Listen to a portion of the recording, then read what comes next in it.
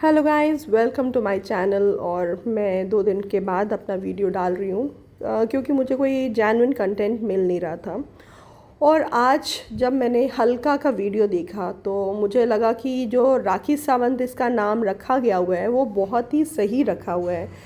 मतलब इतना घटिया कोई हो सकता है? तो जी हाँ, ये हल्का मैडम ही हैं जो न्याय की देवी बनती हैं। तो उनकी बातें सुन के मुझे ऐसा लग रहा था कि ये औरत क्या है।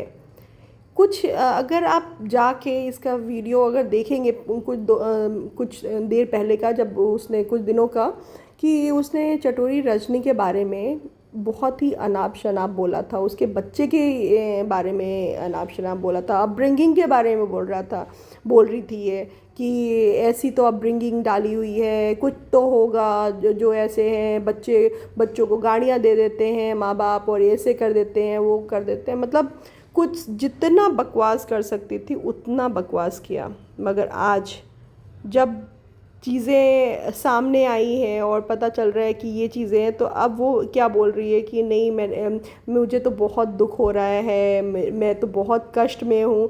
और इसकी ज़रा वीडियो देखिएगा, क्या घटिया वर्ड यूज़ करती है। मतलब ये औरत के नाम पे कलंक है। अभी इसको बीमारी हुई है और मुझे लगता है कि दूसरों को ऐसे कष्ट पहुंचाती है और ऐसे ही बेकार सी बातें करती है, तभी इसको 100 बीमारियां हो रही हैं।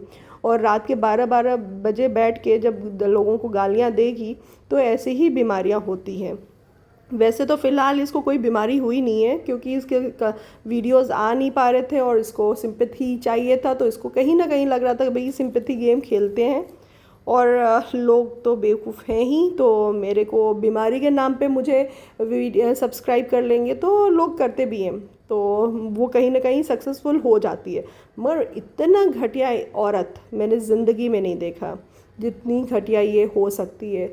मतलब राखी सावंत की तरह ये रो रही है, पिट रही है उस समय, और ऐसे दिखा रही है पता नहीं कितना इमोशन है उसके बेटे के साथ।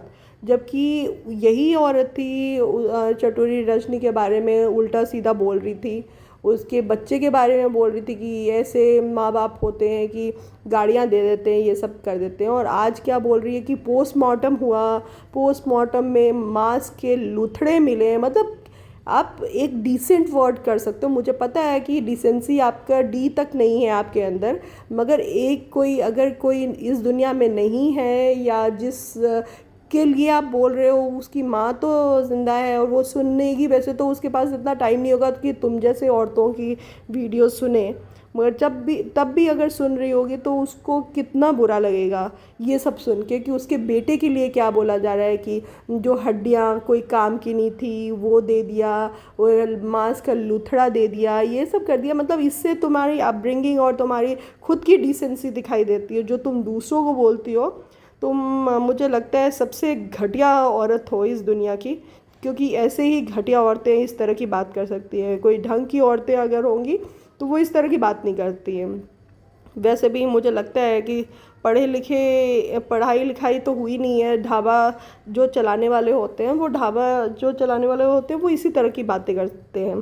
तो इसमें आपकी भी कोई गलती नहीं है क्योंकि ढाबा वालों की लैंग्वेज ही यही होती है। उनके अंदर उसके उनसे हम सोफिस्टिकेशन बिल्कुल भी एक्सपेक्ट नहीं कर सकते हैं।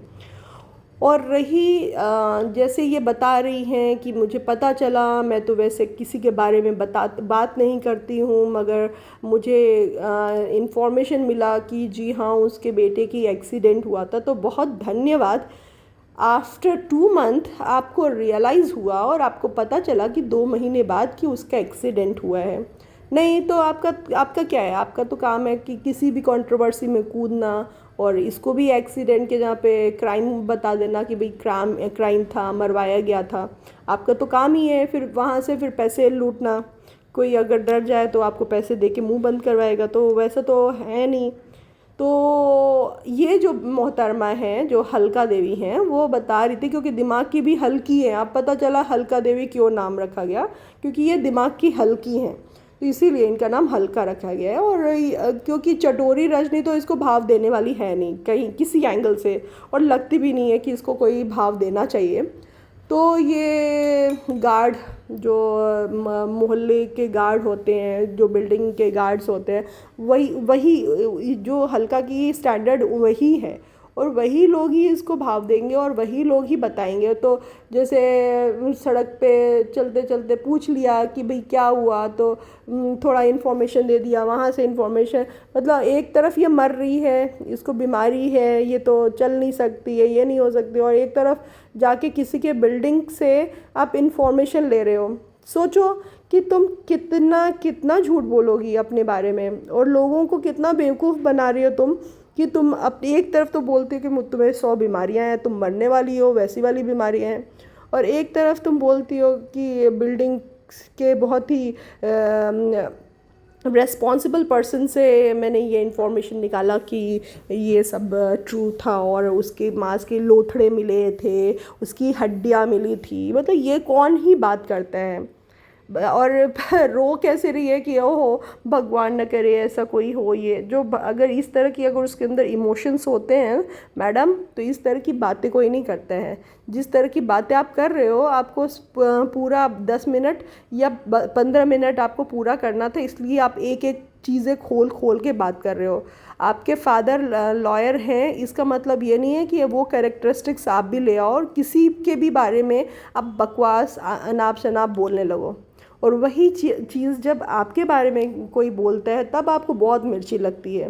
तब तो आप सीधे बोलते हो मैं उसको देख लूँगी, मैं एफआईआर करूँगी, अब मैं नहीं देखूँगी, कोई और देखेगा, और श्याम बाबा जी देख लेंगे। तो श्याम बाबा जी अकेले आपके नहीं हैं, श्याम बाबा जी सबके हैं, और श्याम बाबा जी भी जानते हैं कि किस इंसान को सपोर्ट करना चाहिए और किस इंसान का नहीं करना चाहिए। कहीं ना कहीं आप गलत थी हैं और थी भी, तभी आपके साथ इस तरह की बीमारी भी हुई है। और रही बीमारी कुछ है नहीं वैसे, जो आप लोगों को इमोशनली फूल बना रहे हो, तो कहीं ना कहीं ये चीज़ें कहते हैं ना कि शेर आया, और सच में शेर आया तो किसी ने माना नहीं। तो कहीं ये जो बीमारी आप बोल रही हैं कि मुझे बहुत भयानक बीमारी हो गई है, ये है वो है, कहीं सच में ऐसी कोई भयानक बीमारी ना हो जाए और आप कहीं की ना रहें। तो इसलिए झूठ बोलना बंद करिए। राखी सावंत एक इंडिया के लिए काफ़ी है, एक दूसरी राखी सावंत को हम बेयर नहीं कर सकते हैं। तो अपनी जो घड़ियाली आंसू है, ये जो क्रोकोडाइल टीयर्स जिसको बोलते हैं, वो प्लीज़ बहाना बंद करिए, क्योंकि कोई भी इंटरेस्टेड नहीं है आपकी आंसुओं में। और आप ये जो आंसुआं बहा के आपको लगता है कि मैं ऐसे रोऊंगी तो लोगों को लगेगा कि हाँ मैं कितनी अटैच हूँ, तो सबको आपकी स्टैंडर्ड और आपके बारे में पता है। तो वो ना ही आपको कोई भाव देता है और ना ही आपको कोई आपकी बातों को कोई वेटेज देता है। बट मुझे ये बहुत बुरा लगा कि कोई इस दुनिया में नहीं है और कोई चाहता है या नहीं चाहता है, आप बिना मतलब के किसी के भी बारे में आप बोलने लगती हैं, और वो भी खोल खोल के बोल रही हैं कि मांस के लोथड़े मिले, हड्डियाँ मिला। तो ये प्लीज़ इस तरह की कहीं ना कहीं ये सेंसर दिखाने में, जब सेंसर है इस तरह की चीज़, तो बोलने में भी आपको ये थोड़ा सा अपना कॉमन सेंस, जो अगर आपके पास है कॉमन सेंस तो आप कॉमन सेंस लगाओ, नहीं है तो चुपचाप मुंह बंद करके बैठे रहो, मगर किसी के बारे में इतना अनाप शनाप मत बोलो। हमें सुन के, मैं उस लड़के को नहीं जानती हूँ, जब आप ये ऐसे बकवास कर रही हैं तो मुझे इतना गुस्सा आया। तो अगर उसकी माँ मान लो गलती से भी आपका वीडियो देख ले तो उसको कितना गुस्सा आएगा। तो इसलिए आप अपनी जो थोड़ी सी अगर अकल है तो उसको यूज़ करिए और ऐसे गलत वर्ड मत बोलिए। और दूसरी रही कि स्नेकी के लिए आप जो बोल रही हैं कि बहुत गुड न्यूज़ है, मैं स्नेकी से मिलने ज़रूर जाऊंगी। जब स्नेकी से तो आप तो स्नेकी के एक पूरे घर इन्फॉर्म वो कर रही थी, उसके हस्बैंड का ला रही थी, हक के लिए लड़ रही थी, और अभी तक आप उससे मिली ही नहीं। बहुत ही स्ट्रेंज बात है। इसका मतलब आप सबके मामले में बस कूदती हैं, कोई चाहे या ना चाहे आपको अपने घर में बुलाना, मगर आप किसी के पीछा छोड़ती नहीं हैं।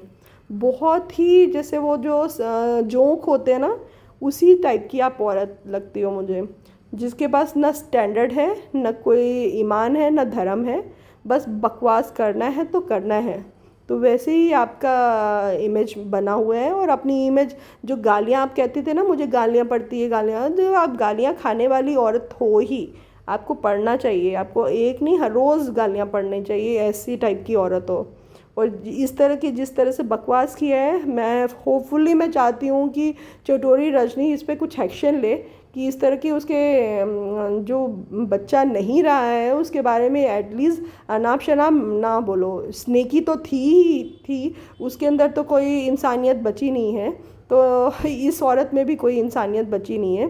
तो आप तब तक किसी का पेन नहीं समझते हो जब तक आपके ऊपर कुछ नहीं बीतता है। तो शायद आपके ऊपर भी जब बीतेगा ये सब चीज़ें, तो शायद आप समझेंगे और आपको भी समझ आएगा इतना खोल खोल के बोलने से किसी को कितना कष्ट होता है। ये मेरा आज का रिएक्शन था हल्का के लिए, जो कि मुझे बहुत ही ख़राब लगा। और ये जब रिएक्शन दे रही हूँ तो मुझे अंदर से बहुत सुकून मिल रहा है, और मैं चाहती हूँ कि ये जो रिएक्शन है हल्का तक पहुँचे और हल्का खुद सुने अपना ये reaction. Thanks for watching my channel, and if you like my video please like and subscribe. Thank you.